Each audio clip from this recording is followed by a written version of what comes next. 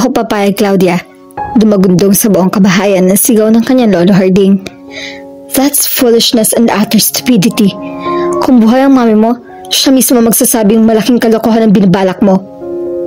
Wala na si mami. Huwag na natin siyang isali rito. Wika niya. 6 na buwan na yung hinihimok ang kanyang lolo na sang-ayunan ng kanyang plano. Ngunit nanatili itong matigas. But she was determined to have her way. Wala nang halos silang ari-arian, kundi isang maliit na bukirin at ang mga bahay at lupang kinatitirikan ng mansyon na iyon. She had to do something. Lolo, hindi mo ba nakikita? Tayo ang unang magkakaroon ng ganong klaseng resort at pension house sa mga Pilipinas. Dadayuhin tayo. Magkakaroon tayo ng income. Giit niya. Hindi siya sanay na walang pera kaya nahihirapan siya sa sitwasyon niya. Hindi na siya nakakasama sa gimmick ng mga kaibigan niya. Nahihiya naman siyang aminin na wala siyang pera. Kaya naman sumidhi ang hangarin niya na maisakatuparan ng plano. It would give her the income she needed para maibalik ang nakasanayan niyang lifestyle. Anong kapalit? My house will be discreted and vandalized? Hindi ho, Lolo. I promise you that won't happen. Dahil hindi naman ang mga basta-bastang taong papatuloyin natin dito kapag ginawa natin itong pension house at resort. Hindi pipitsuging resort ang plano ko kung saan kahit walang urbanidad ay pwedeng pumasok dito. It will be exclusive to those who have money to spend. Sisikat pa ang lugar natin, Lolo.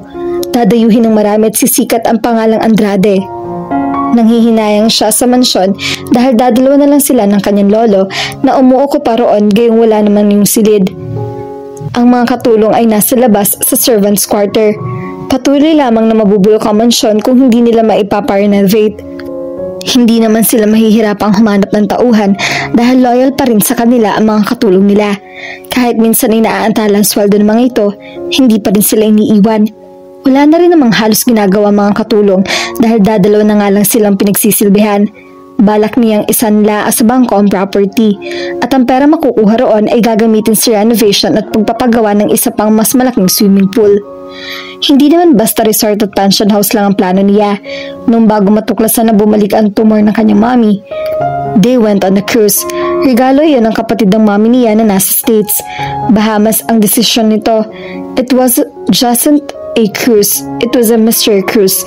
Isang gabing dumalo sila sa dinner kung saan ang host ay ang kapitan ng barko. Bigla na lang may isang diner na sumubsob sa mesa at bumulas ang bibig.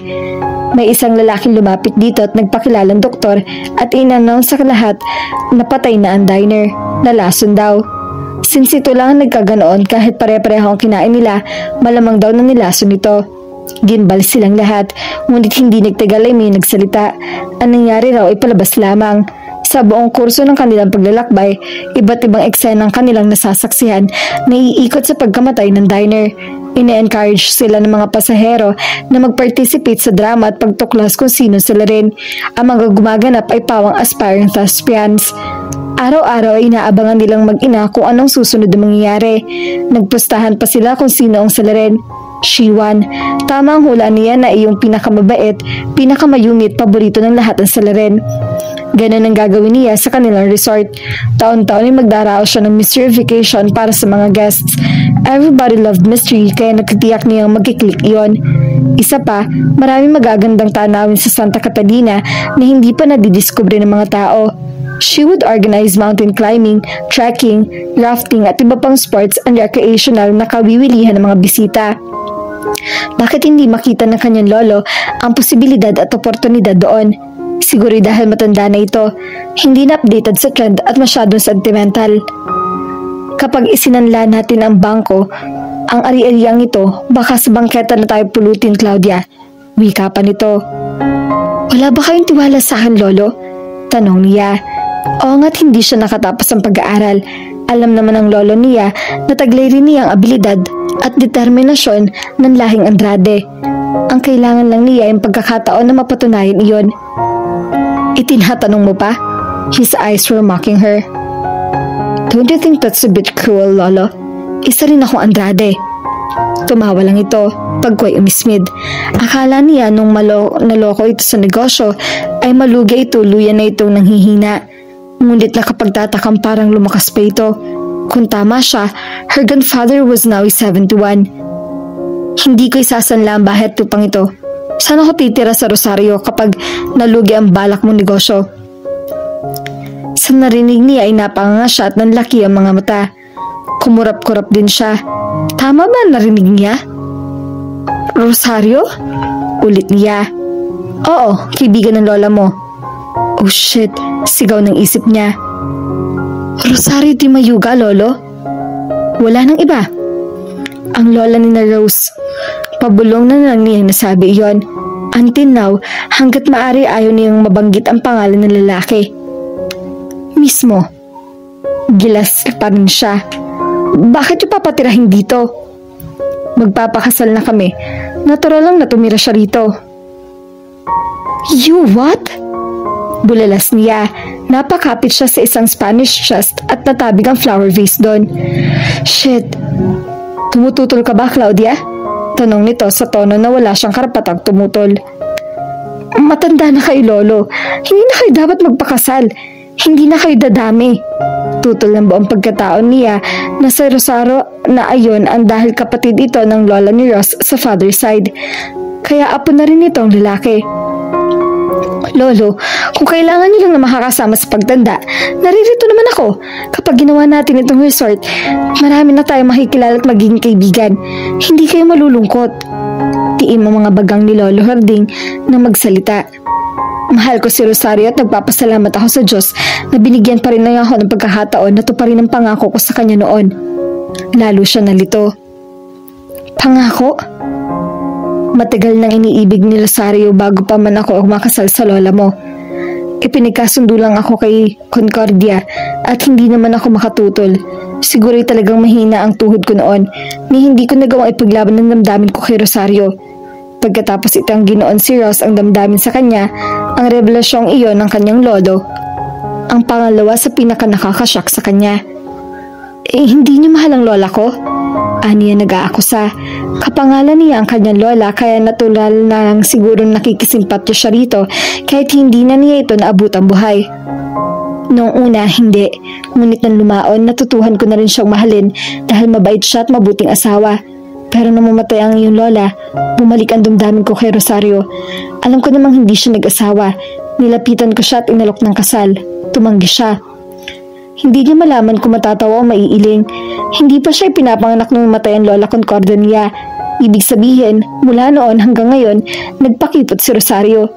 Pero bakit ba niya po problemahan ang pagpapakipot ni Rosario? Ang importante, hindi ito dapat pakasalan ng kanyang lolo.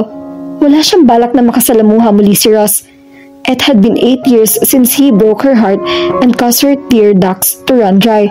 Ngunit nasa puso pa rin niya ang hinanakit nito. Nagkasalubong naman sila nito kung minsan, ngunit hindi sila nagbabatian. Parang hindi sila magkakilala kaya lalo siyang nagalit dito.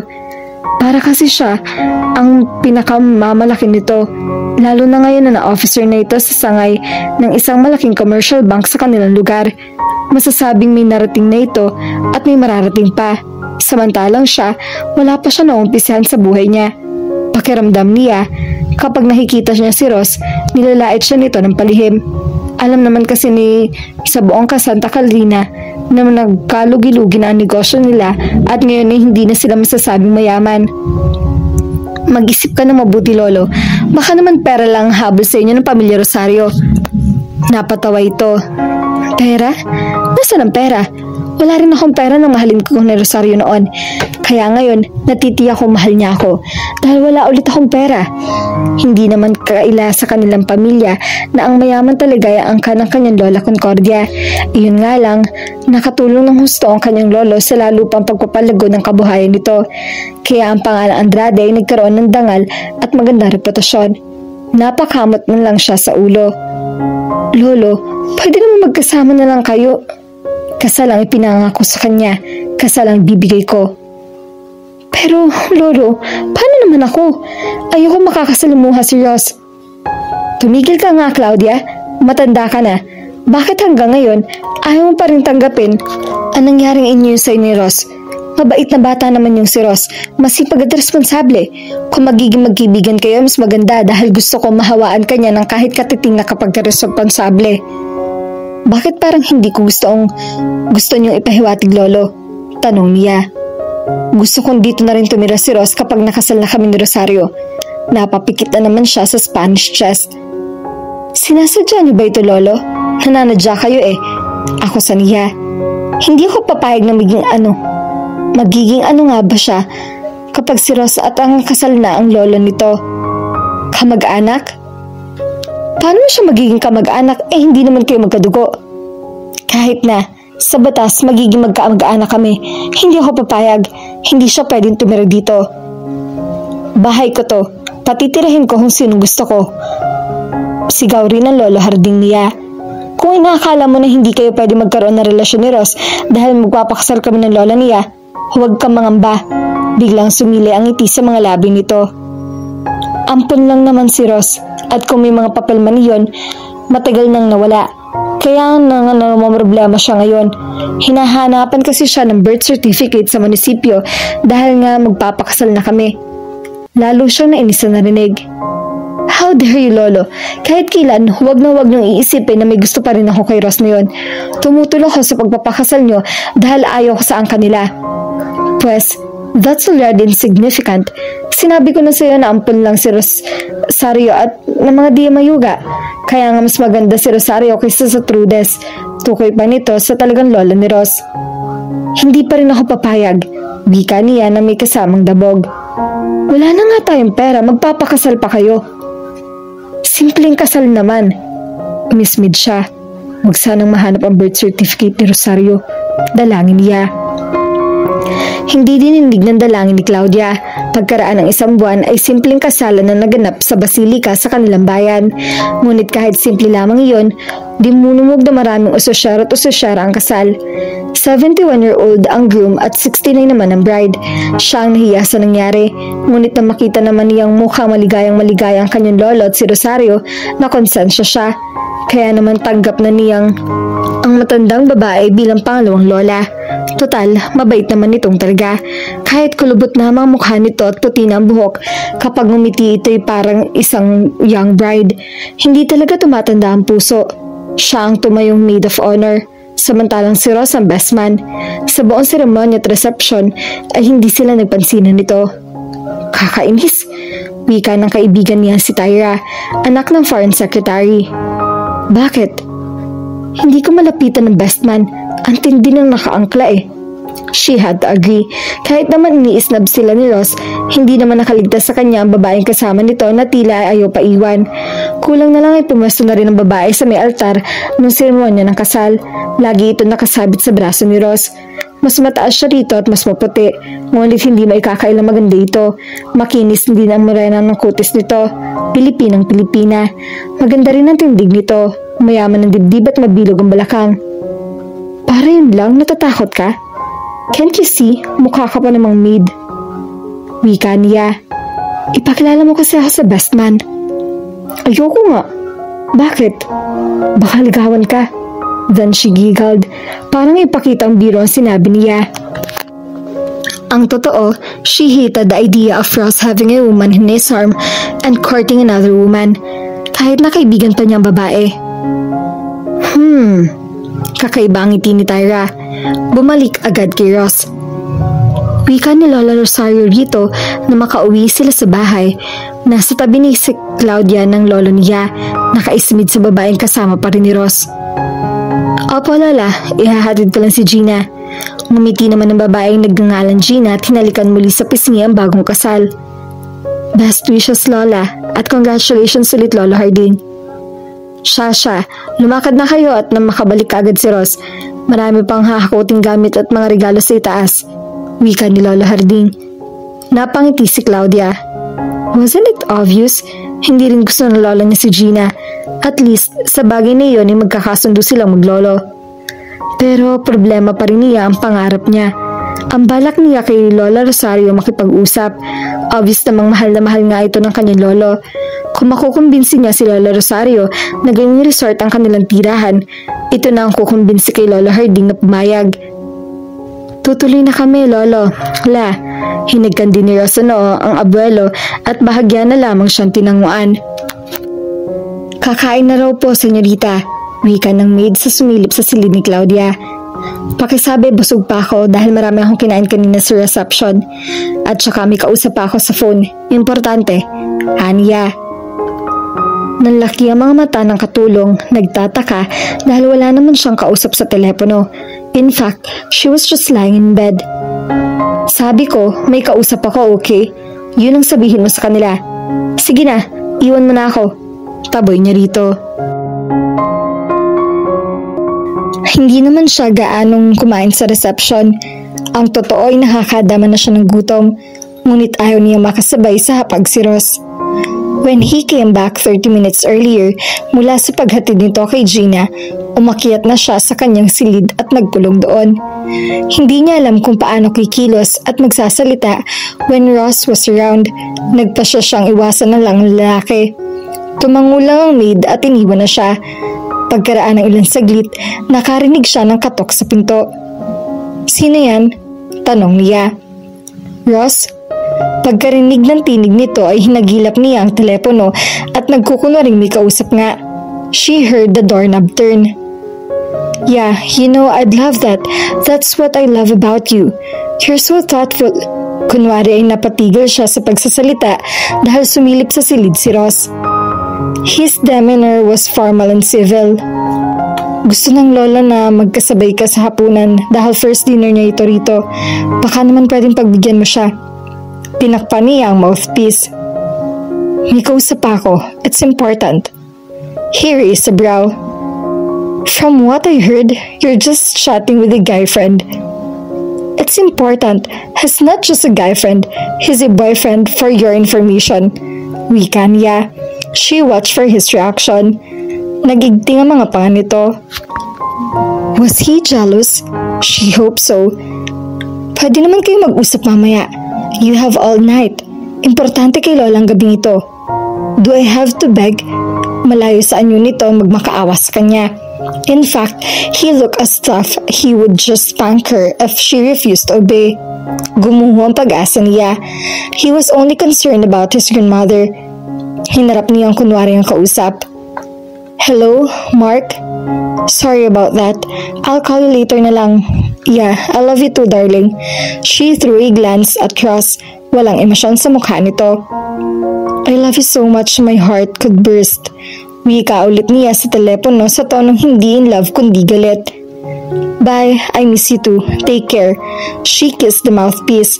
Matunog na matunog sa kanya yun ibinaba. She stood up. I love that guy so much. Wika niya kay Ross. I'm sure you do. Wika nito at naunang lumabas. Pasensya ka na lola kung hindi agad ako nakababa. I was talking to my boyfriend. You know how it is being in love. Wika niya kay Lola Rosario. Naiintindihan ko. Sige na, maupo ka na riyan. Ikaw rin, Ross. Akala ko ba wala na kayo ni Mark? Wika naman ni Lola Harding. Nagkabalikan na kami. Pinagsisihan niya ang araw na nag-decision siyang maging open sa kanyang lolo.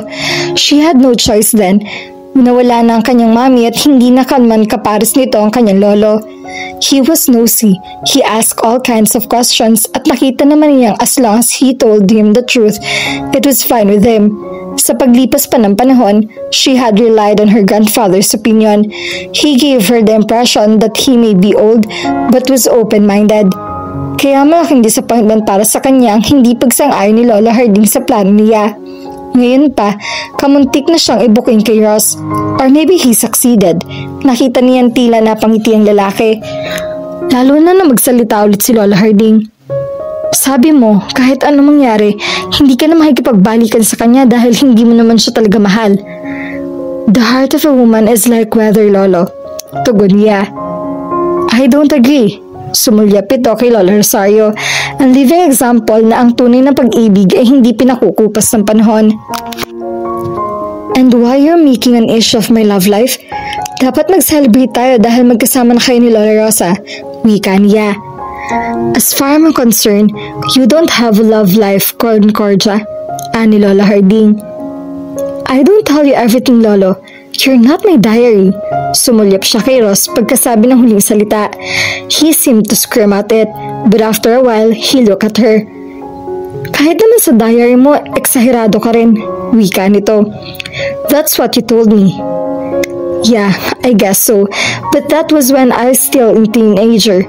Kasi that time, I don't have any friends to lie to you. You know, she shrugged. You don't make friends just to lie to them, Annie Ross. I'm talking about white lies, you know, girl stuff. Sumbat uli ni Lolo Harding. The problem with you, Claudia, is that you're not being honest about your feelings. What do you know about my feelings? Malapit na siyang mapikon. Pinasabay ba siya sa dinner na yon para ilagay siya sa hot seat? Itinaas ni Lolo Harding ang tinidor at itinulo sa kanya. Why can't you admit that you're in love with this man? Kay Ross naman ito itinuro ang tinidor. Pakiramdam niya, pati matres niya nagbablush. Sising-sisi talaga siya kung bakit inamin niya noon ang tunay na dahilan kung bakit ayaw niyang sumama sa graduation. Her mother wouldn't leave her alone. Ayaw pumayag na hindi siya magmarcha.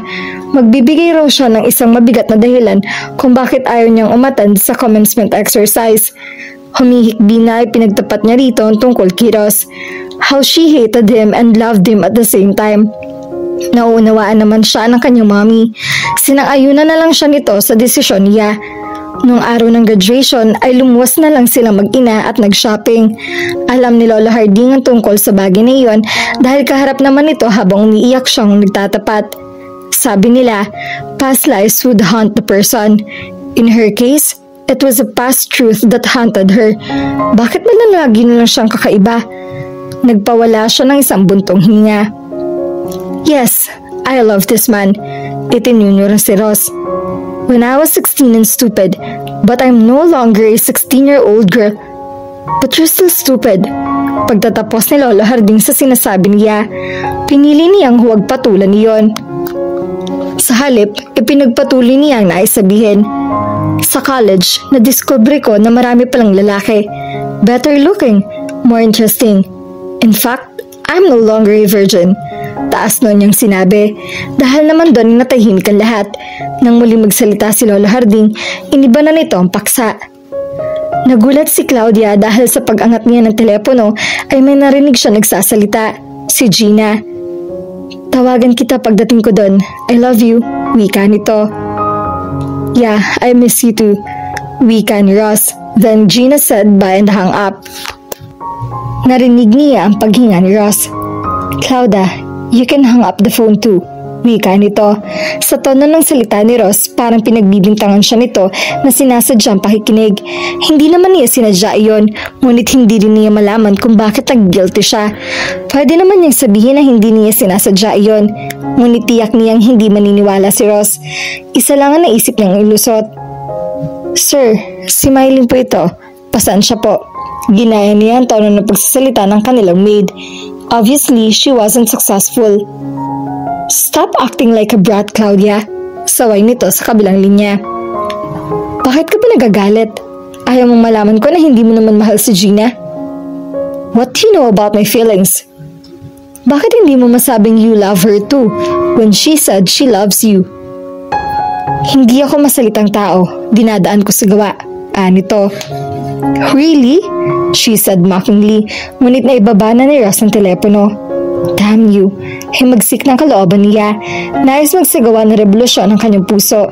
Hindi niya matanggap na imbes na sweet nothings which were really nothing, yakap at halik ang nakamit ni Gina kay Ross. Gross. In denial niya ang numero ni Tyra. Akitin mo si Ross. Wika niya sa kaibigan nang marinig ang hilaw nito. Tumawa si Tyra. Why don't you do it yourself? I can't. Ikaw na lang. Why? Because you like him and I want Gina out of his life. Paano kung ma-inlove sa akin si Ross? I'm gonna kill you, friend. Humalakhak si Tyra. You're putting me in an impossible situation. You know naman how men tend to go crazy over me. Napaisip siya. Totoo naman ang sinasabi ni Tyra, pero hindi naman kapares ni Ross ang mga suitors niya. Kakainis ka naman? Wika niya. Bakit hindi na lang ikaw mangakit? Hindi ko kaya, nahihiya ako. Amin niya. Ikaw, mahihiya? Hindi makapaniwalang tono nito. Kasi hindi naman niya ako gusto. Yung ibang guys, kaya kong akitin dahil gusto naman talaga nila ako in the first place. Sigurado ka? Tumango siya. Yeah, I'm sure. But you love him still. Saad nito. Kanina sa reception ng kasal na ikwento na niya rito nakaraan nila ni Ross. I'm not sure. I hate him. I don't want you to hate me too. That's why my hands are off him. Wika nito. Nag-shower siya pagkatapos makipag-usap kay Tyra. Then she donned the skimpiest sleepwear she could find in her closet. Bahagya lang yata itong lumampas sa kanyang hip bone. Kaunting tuwad lang niya ay makikita na ang kanyang blue cotton panties na may imprenta ng maliliit na bat logos. Ngunit hindi na niya kailangan pang tumuwad para makita ang kulay at design ng panty niya dahil sinag na sinag naman iyon sa kanyang pantulog. Mababa rin ang neckline niyon kaya lumilitaw ang kanyang henna tattoo, which was about 1.5 inches above her right nipple, logo rin ng Batman. Kinuha ni Claudia ang kahon ng cereal refrigerator. Ugali na niyang magpapak niyon bago matulog, minus the milk. Pagsara niya ng ref, ang natunghayan niya ay si Ross. He was wearing a pair of sweatpants and nothing else. Napatingin siya sa hawak na cereal box. Bakit walang Ross-flavored na cereal? Tiyak na mabibenta iyon ng katakot-takot. Umangat uli ang tingin niya rito. He was almost 6 feet tall, built like a rock with a shoulder that was probably broader than her mind. He would look great in Batman outfits. She wouldn't hesitate sleeping with him kahit patiwarik sa loob ng Batcave. Bakit ka nakatunga riyan? Tanong ni Ross. She blinked. Naalala ko lang ang mga super friends. I'll go ahead. Baka naghihintay na sila sa Hall of Justice.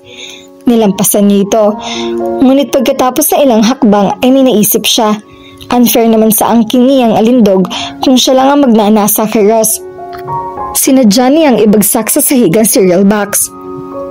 Oops, wika niya tumawad upang pulutin niyon. Kahit di yung kumalat sa sahig pinulot niya para matatagalgal pa siya sa pagganong ayos. Ramdam naman niya na nakatingin sa kanya si Ross. Naramdaman niya na palapit na ito sa kinaroroonan niya. If he was the kind of man she believed he was, she knew he would be looking at her butt. Nang tumuwid siya, kaharap na niya ito. I never liked Batman. Wika nito at ninisian siya na makahulugan, saka nagpauna sa kanya. Tumaas naman ang isang kilay niya. He may not like Batman but he liked Batgirl. Nilagpasan niya ito at umakyat sa hagdan. 2 baitang agad ang sinakop ng hakbang niya para lalong masilip si Ross ang dapat nitong masilip. Bakit pa hindi ko na lang maghubad? Pinahihirapan mo pa ang sarili mo. Wika nito na nasa likuran niya. Pahiya na naman siya. Nilingon niya ito habang ng isang paa ay nakatungtong sa mataas na baitang. I want to leave some details to your imagination. Yeah, like how come the behind is more interesting than the front? Ani Ross. Gayon na lang ang inilukot ng mukha niya. She had nice, well-formed butt and she did have a Aramina's breast when Aramina was still teething. Padabog na niyang ipinagpatuloy ang pag-akyat at ibinigsak ang pinto ng pagpasok sa silid. Hinila niya ang unahan ng pantulog at sinilip ang dibdib. Why did you stop growing? Noong teenager siya, akala niya magtutuloy-tuloy ang pagpintog ng kanyang dibdib. Pero hindi na siya nakagraduate sa 34 Abra. Dahil tanghali na siyang gumising, hindi na niya naabutan si Ross tuwing umaga. That got her confused. Gusto niyang maggisnan ang lalaki kaso hindi naman niya malaman ang gagawin kapag kaharap ito. Parang hindi sila pwede mag-usap na hindi nag-aasaran. Ang lolo, tanong niya sa isang maid na naghahanda ng almusal niya. Nasa hardin sila ni Lola Rosa. Dinala niya ang coffee ng sa may bintana. Tanaw ng hardin buhat doon. Naroroon nga ang Newlands. Magkahawak kamay na nakaupo sa isang bench. Napabuntong hininga siya. Kahit naman pareho ng kulubot, nakakainggit pa rin ang pagmamahalan ng dalawa. Sometimes, she would like to think na mas swerte ang kanilang mga bata, ang dalawang matanda. Dahil wala nang mga yung ibang iniintindi kundi ang isa't isa. They had all the time in the world to spend with each other. Kahit pa sabihing paubos na ang panahong iyon, they wouldn't get bored holding hands and talking dahil sinasamantala nila ang panahong nalalabi. Inggit na inggit siya kay Lola Rosario. The heartbreak, the pain, and the uncertainties, the loneliness, they were all gone. If she would define love and contentment, it would be Lola Rosario. Nang araw ring iyon, sinimulan na niya ang pagpapalapad ng papel sa kanyang Lola Rosa. Nagpaturo siya kung paano mangganchilyo at panay na tanong niya tungkol sa kabataan nito, bagay na gustong-gusto niyang pag-usapan ng matatanda. Nakita naman niya nagtatagumpay siya. The old lady liked her, and she liked her too. She was amazed by Lola Rosa's loyalty to her grandfather. Binanggit niya rito ang tungkol sa plano niya sa kanilang property. Panay naman ang tango nito. Mukha namang interesante nga yan, Claudia. Huwag ka mag-alala at kakausapin ko ang lolo mo mamayang gabi. Baka naman isipin ng lolo na ginagamit ko kayo. Aniya. Hindi naman, naiintindihan naman kita. She was excited that she hardly slept that night. Matutupad na ang pangarap niya. Hindi na siya mananalitin ni Ross. She would be a successful businesswoman. People would flock to her resort. She would name it Claudia. Pero magsasabit din siya ng portrait ni Lola Rosario sa bulwagan bilang tribute sa matanda. Dahil hindi nga siya masyado nakatulog, tinanghali na naman siya ng gising. Pagbaba niya ay sumilip siya sa bintana. Nagtaka siya dahil wala sa hardin ng dalawang matanda. Miling, nasa na si Lolo? Tanong niya sa maid. Tulog pa po. Now that was unusual. Sigurado ka? Kakaiba ang kaba niya. Hindi pa ho lumalabas ng kwarto Umakyat siya at kinatok ang pinto sa silid ng dalawa. Walang sumasagot. Naisipan na niyang buksan iyon sa pamamagitan ng duplicate key. Her hands were shaking. Her heartbeat was racking. Something was telling her she wasn't going to like what she would find. Nabuksan ang pinto. Nakahiga pa sa kama ang dalawang matanda. They seemed to be smiling. They were holding each other's hand. Nang lumapit siya, nakita niya nakapatong lang ang kamay ni Lolo Harding sa kamay ni Lola Rosario. Oh no, not now, Lolo. Umiiyak na siya. This is the last will and testament of Gerardo Sales Andrade. Umpisa ni Attorney Craig. Nasa study sila ng yumao. Nasa leather couch si Claudia, katabi ang isang pinsang buo at ina nito na kapatid ng kanyang daddy. Ang iba pa nilang kamag-anak, bagamat pinatawag ng abogado ay hindi nagsipunta. Alam niya ang dahilan. Wala naman kasing iba pang maipamamana ang kanyang lolo maliban sa bahay at lupang kinatitirikan niyon. Batid ng mga kamag-anak nilang niyon ay nasa kanya na mapupunta. Nasa isang sulok si Ross. Tahimik na itong nakaupo sa isang stool. Ang anyo nito ay yayaong napilitan lamang na makinig. Ayon sa testamento, ang kanilang tsuper, hardinero at ang dalawang katulong sa bahay ay bibigyan ng tigda 20,000 piso. Maaari ring manatili ang mga naninilbihan sa kanila hanggat gusto ng mga ito. Binanggit din doon na iyon ang palangampalayan nila ay mabebenta na rin sa isang Korean Industrial Corporation sa halagang 10 milyon. 10 milyon? Sigaw ng kanyang isip. Hindi niya nalalaman ang tungkol sa bentahang naganap.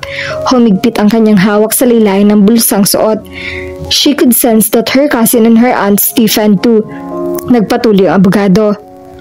To Claudia Andrade, my granddaughter, I bequeath the sum of 3 million pesos. Napanganga siya. Sa 10 milyon, 3 milyon lang sa kanya. Gustong-gusto na niya magprotesta, ngunit naisip niyang hindi pa tapos ang pagbabasa. She would have the house and lot. She decided na magkatarungan ang amount na iniwan sa kanya. Marami pa naman siyang kamag-anak. Ngunit ang mga kasunod na kataga ng abogado ay nagpalaho ng kulay ng kanyang mukha. To help ensure that my granddaughter uses this money wisely, I make this bequest with the stipulation that the funds are to be held in trust of her, along with any interest, dividends, etc., until she reaches the age of 30. I further appoint Ross Tamayuga, a Manay trust completely to act as her trustee and to maintain full guardianship over said funds. She must be dreaming. But no, that was a nightmare. 3 milyon na nga lang sa kanya. Hindi pa niya mahawakan until she reaches the age of 30. And Ross was her trustee? That was absurd. The next word were shocking. Ang 5 milyon ay hinati-hati sa iba niyang pinsan at tiyuhin at tiyahin. Ang nalalabing 2 milyon ay iniwan ng kanyang lolo kay Rosaro. Paghahatiin din nila ang mansyon at ang lupang kinatitirikan niyon. Her dreams went down the drain. Nang matapos ang abogado, tumayo si Ross upang magsalita. He addressed them all.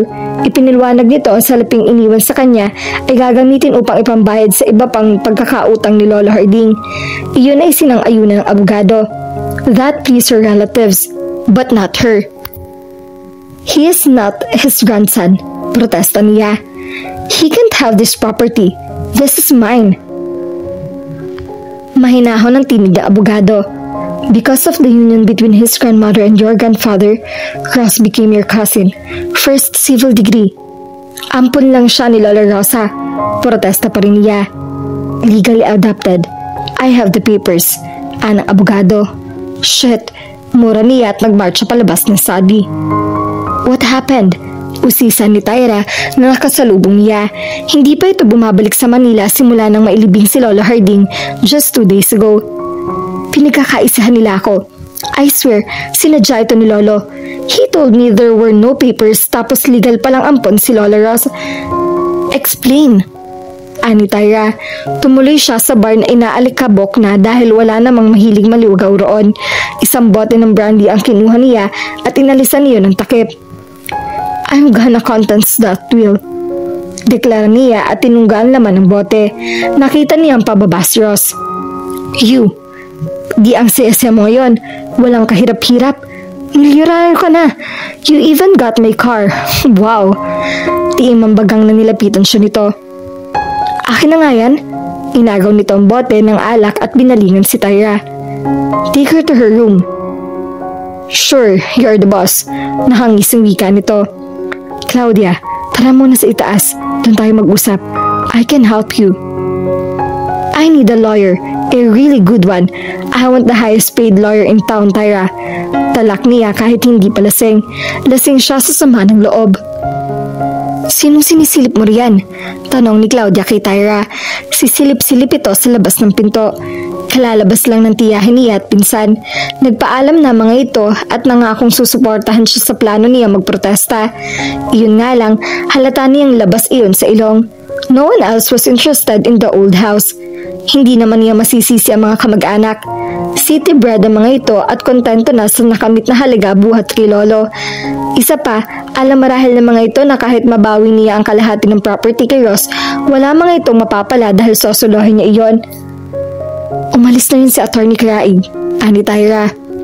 So what? Diyan ka lang. Wika nito at lumabas na silid. Pagkabalik nito, dala na ang bote ng brandy. Here, inumin mo lahat. Nanlaki ang mga mata niya. Anong klase kang kaibigan? I'm a true friend. That's why I'm gonna help you attain your heart's desire. Sige na, uminom ka na. Ipinasa nito sa kanya ang bote. Wala bang yelo? Tiisin mo na lang. No pain, no glory. Sige, laklakin mo na yan. Ako nang bahala sa'yo. Tinulungan naman siya nitong uminom.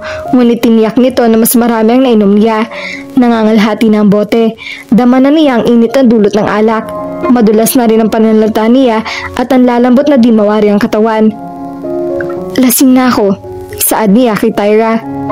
Very good. Hubarin mo na yung dress mo. Bakit? Dahil mainit. Here, I'll help you. She was wearing a black dress na may mga butones sa harap at may sash. Isa-isang kinalas ni Tyra ang mga butones. Mainit naman talaga ang pakiramdam niya kaya hindi na siya umangal. Ilang saglit pa ay manipis na black camisole na lang ang nalalabi sa kanya. Kinuha ni Tyra ang pabango niya sa dresser. Nag-spray ito sa hangin sa paligid niya. Just don't throw up, Claudia. Bilin nito at lumapit sa pinto. Saan ka pupunta? Tanaw niya ang latang-lata. Nakita naman niyang sinipat siya ng kaibigan pagko'y lumapit sa kanya. Hindi ka pa masyadong lasing, but that's okay. Just pretend to be drunk. Kayang-kaya mo yan, okay? Why? Tanong uli niya. Because I'm gonna get your lover boy here. No, tili niya. I don't want him. I want my inheritance. Pag nakuha mo siya, makukuha mo na rin lahat, gaga. Singhal ni Tyra. May tubo ka pang ligaya. Hindi ka pa gagastos sa highest paid lawyer. As if naman may ibabayad ka, matagal ka na nga magto-30. Minilihan niya uli ito na maglasing-lasingan pagkatapos ay lumabas ng silid. Bakit mo pinabayaang maglasing? Dinig niya na tinig ni Ross. Nasa labas ito ng silid niya. Uminom uli si Claudia para madagdagan ang kalasingan niya. Pagpasok ni Tyra at Ross sa silid, nakasandal siya sa mga unan. Magulo ang buhok, nakalaylay sa balikat ang strap ng kamison, naka-expose ang isang cup ng strapless bra. Hindi ko alam kung paano niya nakuha yung alak.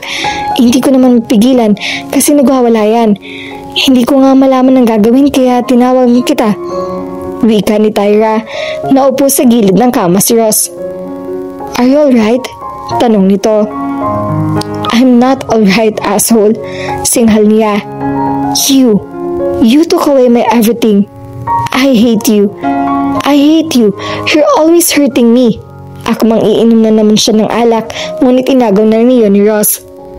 That's enough. Saway nito. Bumaba siya mula sa kama. Give that to me. Dahil lasing naman talaga, nawalan siya ng panimbang at natumba kay Ross. Magkapatong sila sa ibabaw ng kama. Siya nasa ibabaw. She wanted to get up, her body was too weak. She just managed to sit up. She was drunk but not too drunk. Napansin niyang tila wala namang balak si Ross na alisin siya sa ibabaw nito. Then she realized where she was sitting. Oh, you like it? She moved her lips. I think I have to go. I forgot the time. Kailangan ko na palang bumalik sa Manila. Wika naman ni Tyra. Iniwan na sa liyan nito. Hindi niya ito pinansin. She would just thank her later. Kung hindi siya pinainom nito, noon kaniyang gagawin ang ginagawa niyang mga sandaling iyon. Claudia, stop that. Wika ni Ross. His voice sounded weak. Tila mas lasing ito sa kanya. Yumuko siya at itinuan ng mga kamay sa kama. Inilapit niya mukha rito. He was staring hard at her. Siya ang hindi nakatagal. Ibinaba na lang niya ang paningin sa mga labi nito. Then kiss him lightly. Naramdaman niyang napahinga ito ng malalim. He also closed his eyes. He liked it. She could also feel him growing there. She was seated. Inulit niya ang ginawa. Hindi ang Brandy ang nagbigay sa kanya ng encouragement, kundi ang reaksyon ni Ross sa kanya.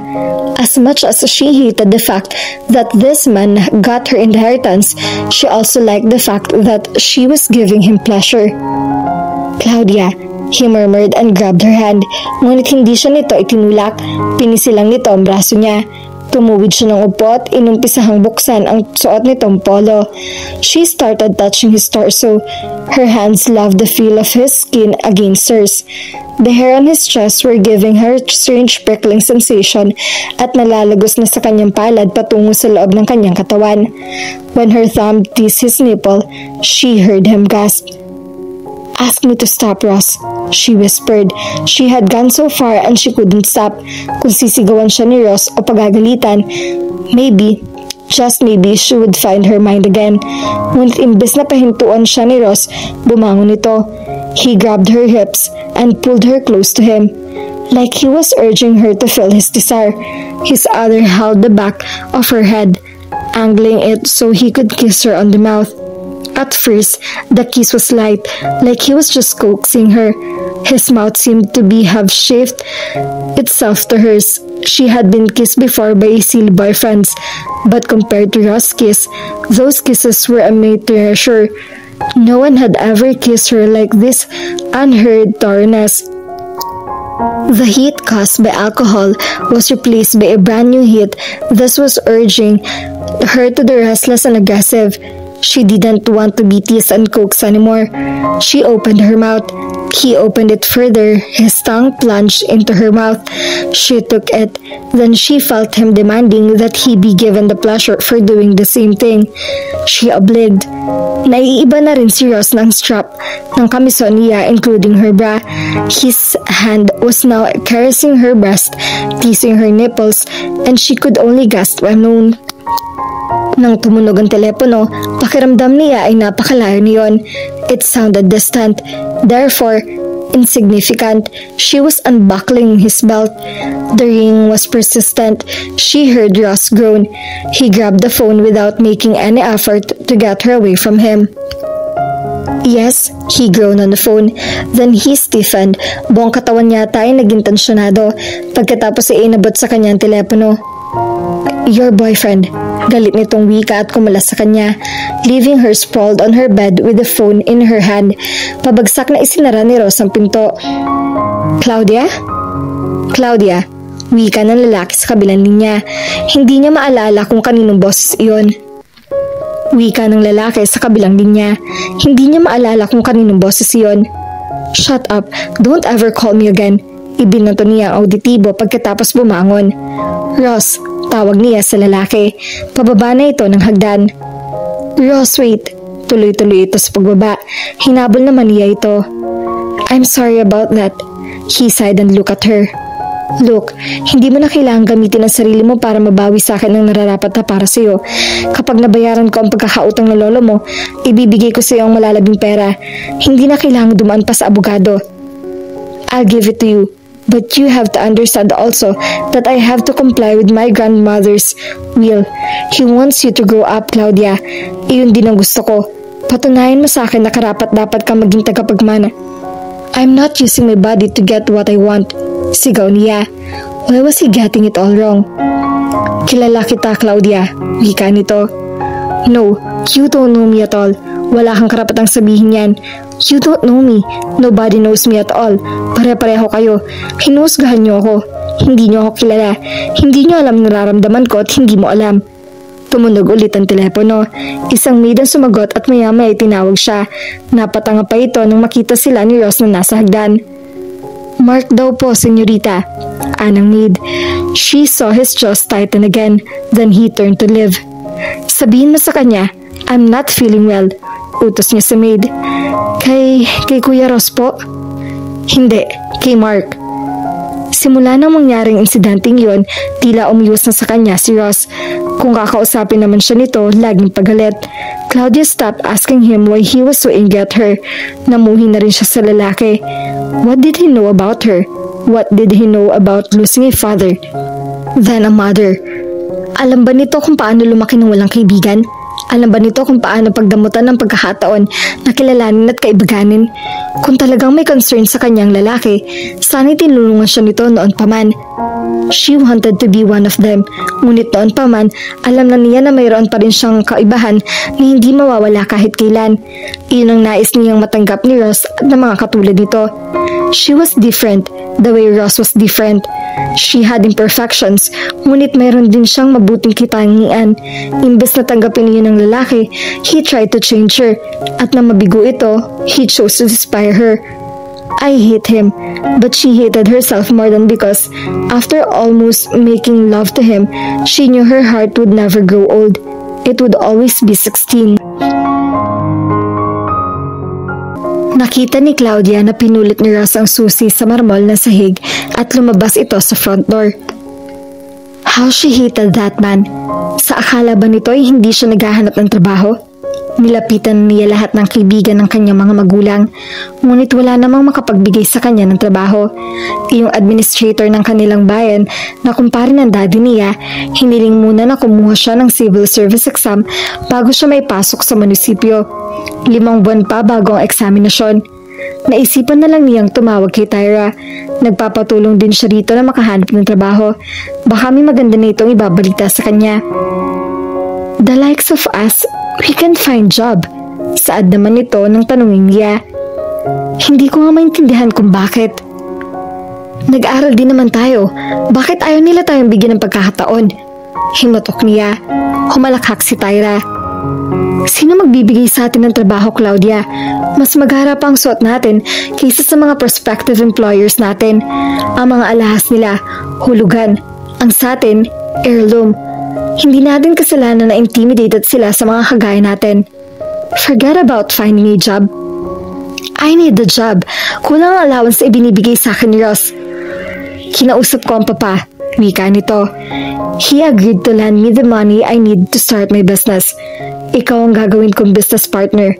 Unang-una, kilala kita. May tiwala ako sa utak mo. Pangalawa, hindi ako intimidated sa'yo dahil mas maganda ako. It sounded great. Kaya lang, wala akong pera, Tyra. Hindi ko naman masikmurang ibenta mo at isan lamang mga alahas sa pamana sa akin ni Mami at ng lola ko. 24 pa lang ako. Alam ko, hindi kita hihingan ng pera. Hihingan lang kita ng ideas. Siyempre, kailangan ko ng secretary, auditor, manager at kung ano-ano pa. Makakatulong ka rin sa promotion. Makakatipid ako dahil hindi na ako babayad ng model. Napangiti siya. You're launching me as a brand new fashion mannequin? Pagkatapos sila magsagawa sa pag-aaral, kumuha ng fashion design si Tyra kahit tutol din ang ama nito. Ngunit ngayon ay obvious na nagkasundo na ang mag-ama at matutupad na ang pangarap ng kaibigan niya. Gusto niyang mainggit but she was too grateful to feel envious. Yeah, sort of. Ang mabuti pa, pumunta ka rito. I want you to see my sketches. I'm gonna call my creation Tyra. Tyra? Ulit niya. It's nice but it lacked impact, friend. Lahat na lang ng fashion designer are using their names. Why not think of another name? Suggestion niya kaagad. She knew her friend designed casual and everyday wear. Yung tipong affordable sa karamihan ng mga babae. But I want my name in it. I want to prove to my dad that I can make a name in this field. You can, kahit hindi mo pangalan ang gamitin mo. Wika niya. Why not use Senorita? Pangmasa ang creations ko, Claudia. So what? Ang majority ng masang Pilipina ay nangangarap maging senyorita. And you know what? Kapag merong senyorita, merong senyora. Yung mga middle-aged women, housewives, or office workers, kahit mga lola, you can design clothes for them. Ako ang bahala sa marketing at promotions. Pag-usapan natin. Punta ka rito. Yaya nito. Makakarating kaya riyan ang karag-karag na Vox ni Ross? Hihiramin ko ang kotse, pwede? Wika ni Claudia kay Ross isang hapon. She had been busy the past few weeks, ngunit parang hindi siya napapagod. She felt that finally she was able to achieve something. Noong gabing iyon, i-unveil ang mga creations ni Tyra. Isang maliit na fashion show ang gagawin. She was able to find her friends some models, yung mga nag-uumpisa pa lang at hindi gaanong mataas ang presyo. Siya ang model ni Tyra sa print ads, ngunit hindi siya pwedeng sumali muna dahil katulong siya sa pag-organize. Saan ka pupunta? Tanong ni Ross, daig pa ang ulirang ama. Ipinaliwanag naman niya ang sitwasyon, animo ulirang anak. Kung hindi siya kilala nang makakakita sa kanila, hindi iisiping na magkasing edad sila. Ross looked older than him dahil laging nagseryoso ang anyo nito. Sobra ring strikto. Pero may kutob siyang ang demeanor na iyon ay lumalabas lang kapag siya ang kaharap nito. So, uumagahin ka ng uwi. Wika pa nito. Hindi naman maiiwasan yun. May party pa pagkatapos ng show. Wika niya. Sasamahan kita. Presinta nito. Sanay naman ako magmaneho mag-isa. Hindi lang niya maidagdag na sanay rin siyang umagahin sa kalsada. Mabuti na lang at hindi na siya nag-aksaya ng salita. Ganon din naman na sinabi ni Ross. Alam ko na sanay ka lang napapaumaga sa lansangan at hindi yun magandang tingnan. Delikadong panahon. Maswerte ka lang siguro kaya hindi ka napapahamak. Pero ngayong nasa pangangalaga na kita, hindi kita papayagan sa dati mong gawi. Formal ba ang affair? Pinigil niya ito nang mapangiti dahil sa huling tanong nito. Hindi naman masyado. Just bring your dinner jacket. I'll get dressed na. Isang creation ni Tyra ang suot niya. / ang balikat, / ang hemline, / ang baywang. Kulay gubat iyon, itinaas lang niya ang buhok at hiniya ang malaglag ang ilang hibla to soften her features. Napangiti siya nang makita ang reaksyon ni Ross sa suot niya. Dahil strategic naman ang lugar ng mga slashes sa damit, kandaduling ito. Hindi ito malalaman kung saan titingin, sa balikat ba niya, sa baywang at sa kapirasong pusod o sa legs na naka-expose. Ngunit hindi lang naman si Ross ang napatunganga. Maging siya rin ang napatunganga rito. He was wearing black slacks. Iyon din pihado ang suot nito sa bangko. Pinalitan lang ng gray na long sleeve ang barong at ang jacket ay isinampay sa balikat. There was a hint of sophistication in his ruggedness. His thick brows and furrow between them made his stubbornness apparent. Determination and authority were on the line of his jaw and in the way he carried himself. The only thing that would give her away his real age was the weak smile forming in his lips. When he smiled, he looked boyish. Alam niya kahit tumanda pa si Ross, hindi na mawawala ang boyish grin niyon. Let's go before we devour each other. Wika niya. Kumunot ang noon nito. You know, it's always that way in those silly romances. Tumawa siya bilang tuliro ang anyo nito. I just felt like saying it, so I said it. It's nothing. I didn't mean it. You're always saying things you don't really mean, wika ni Ross. O muna na itong lumabas ng pinto. Naghintay na sa driveway ang Mercedes, nagbagamat lumubog ang modelo ay nagpakapang elegante pa rin ito. Aminado siya na mula nung si Ross ang gumamit niyon, gumanda ang kondisyon ng sasakyan, lagi pang makinang. He opened the door for her. She stepped inside. I may always say things I don't really mean, but I don't do things I don't mean. Wika niya na makaupo na sa harap ng manibela ni Ross. Hindi ito nagkomento, bagkus ay pinaatras ng sasakyan sa gate na nakaibukas na ng isang maid. Don't pretend that you don't know what I'm talking about. Wika pa niya. What are you talking about? Sa side mirror ito nakatingin. Umismid siya. Alam mo ang batas ng tao, it has a tendency to complicate things. When we almost made love, it was completely right, but the law says otherwise. It was wrong. Wika ni Ross. Why?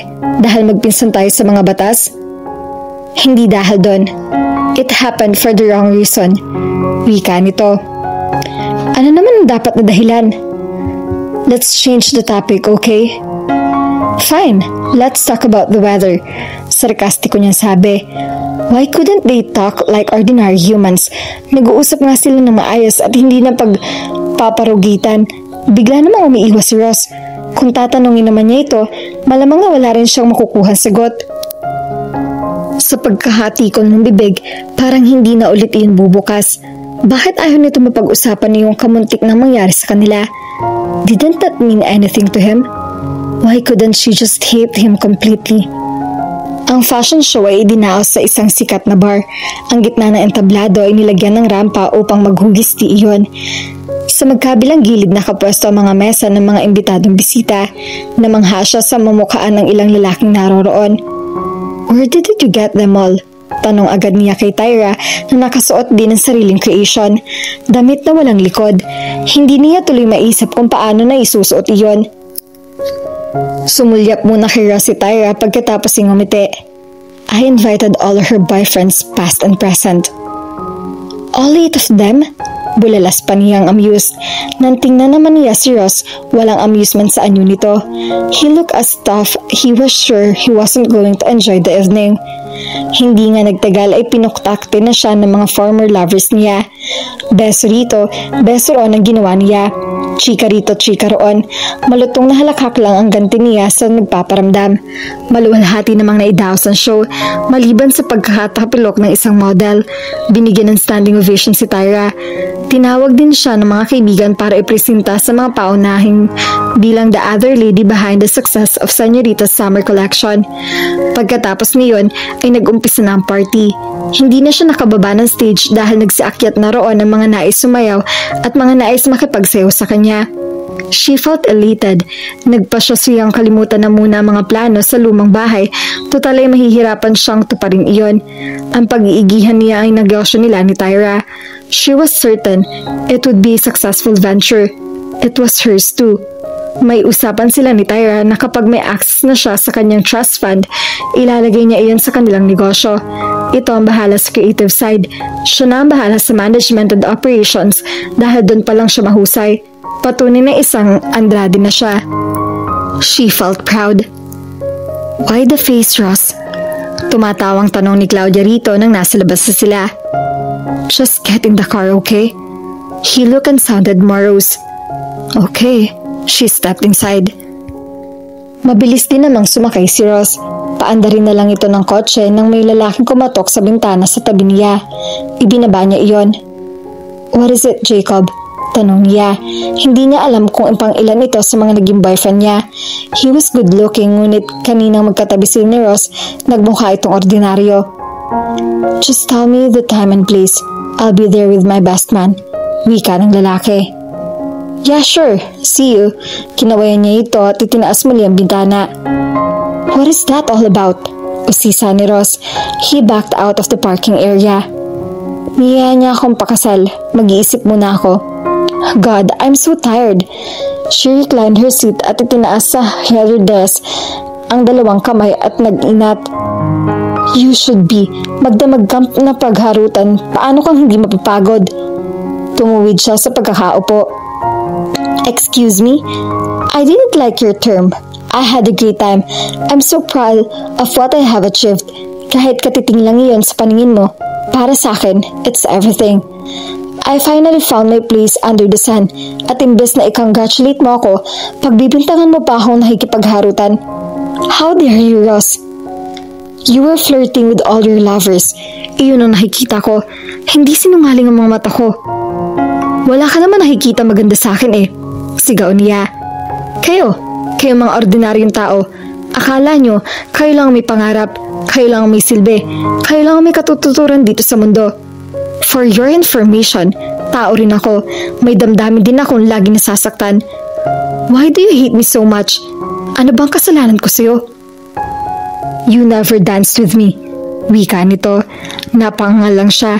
It was so totally irrelevant and yet it explained everything. Pagkapasok nila sa sala, sinipa ni Claudia ang sapatos at hinagip ang kamay ni Ross.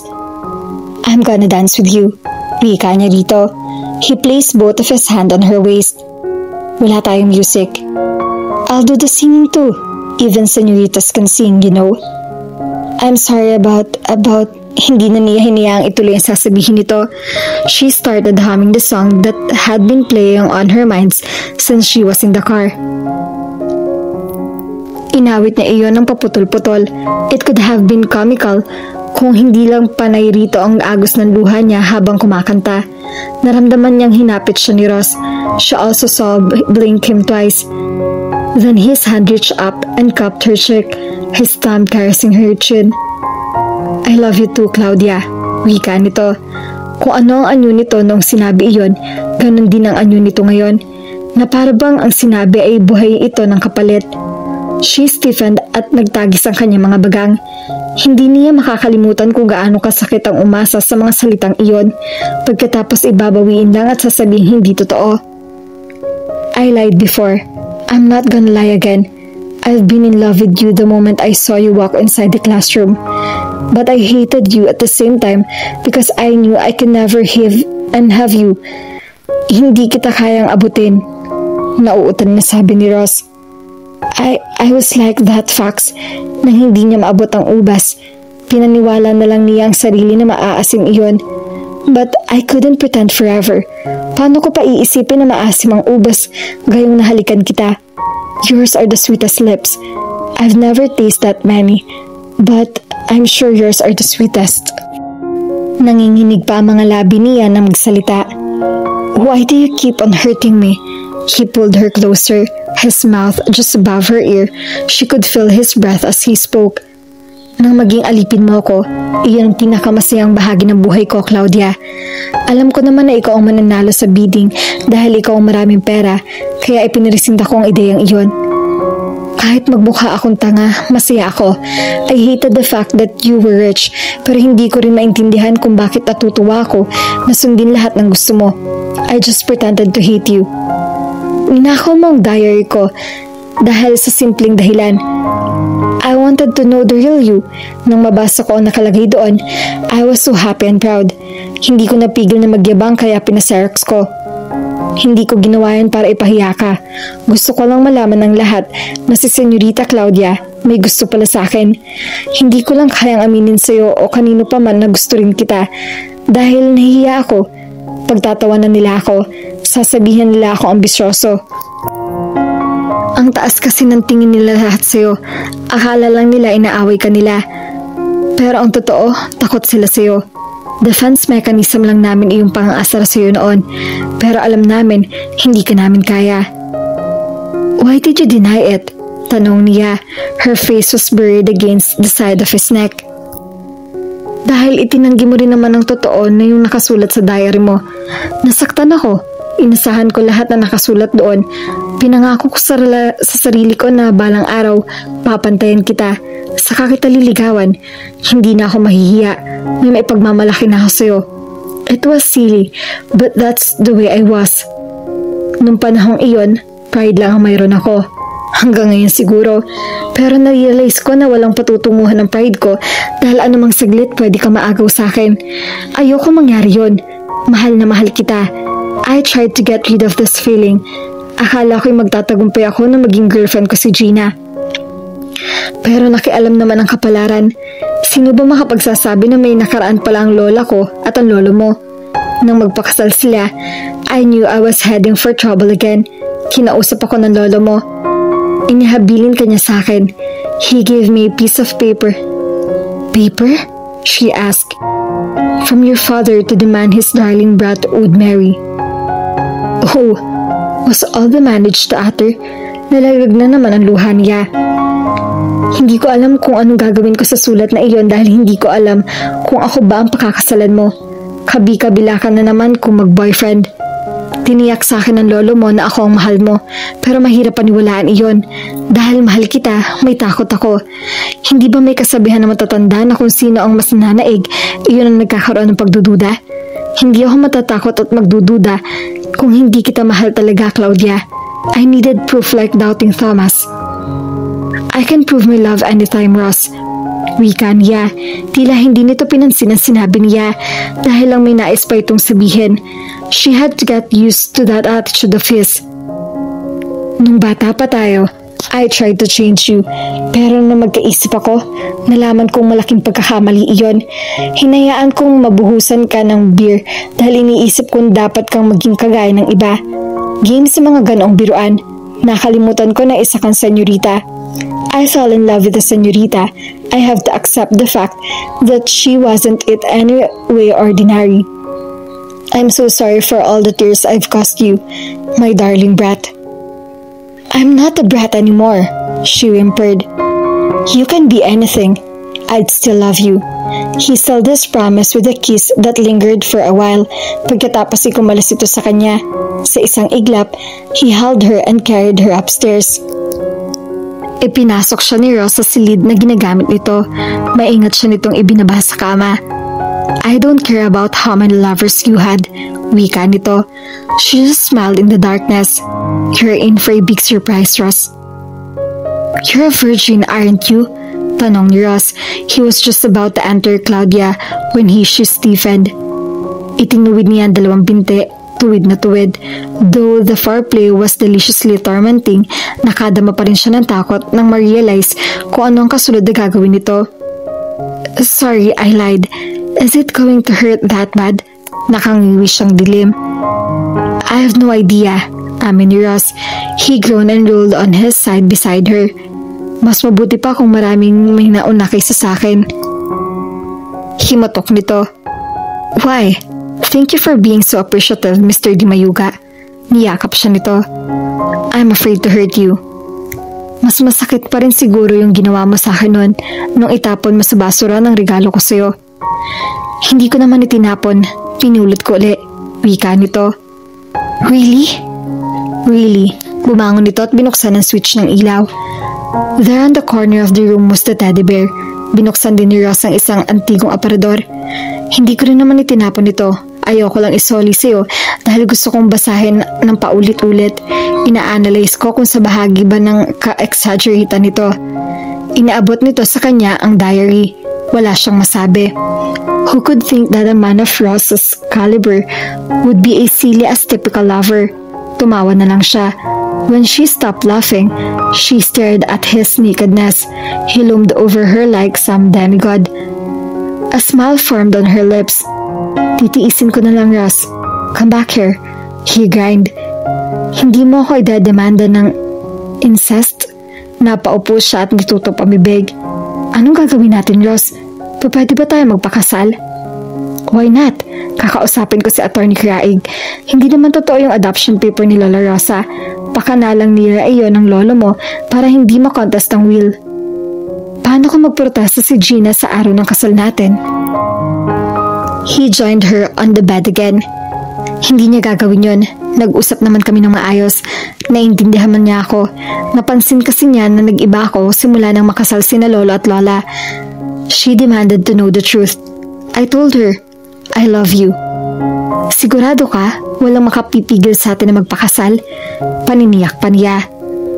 Let's put this way, Annie Rose. Papayag ka ba na may hahadlang sa atin? Matigas ang pag-iling niya. Subukan lang nila. Taas noon niyang wika. Same thing with me, wika nito. He positioned himself on the top of her, his thighs parting hers. Is it alright to scream? Wika nito. I guess so, but he didn't take her then. He patiently prepared her again, and when he finally entered her, all she managed was his quack while her nails dug deep into his back.